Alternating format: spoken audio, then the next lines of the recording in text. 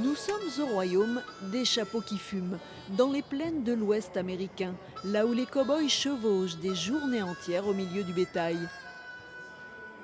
De cette équitation de travail est né le reining, une discipline à part entière où le look du cavalier est aussi important que celui du cheval. C'est des morts qui sont parfois un peu sévères. Je ne peux pas dire ça parce que tu as des mots qui, comment on dit, sont très durs. Mais qu'est-ce qu'ils nous disent souvent, c'est que si le cheval il a une bonne éducation de base, c'est rien qui est dur. Ça passe dans l'éducation.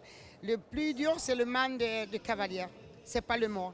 C'est le moment d'aller voir ça de près avec Christophe et Chrome Royal, une jeune jument quarter horse, la race qui produit les meilleurs chevaux de reining. On veut un mental qui soit froid et disponible, c'est-à-dire des chevaux qui soient capables d'actionner le turbo quand c'est nécessaire et de revenir à des allures bien plus lentes après avoir mis le turbo, c'est-à-dire avoir un variateur de vitesse. C'est des chevaux qui sont incapables de sauter des obstacles comme pourrait faire un selle français, par contre latéralement c'est extrêmement mobile. Résumons-nous, contrairement aux apparences, l'équitation western c'est cool, très cool. La croupe, elle est désensibilisée. Le cheval ne doit pas avoir peur parce que ma botte touche, caresse sa croupe.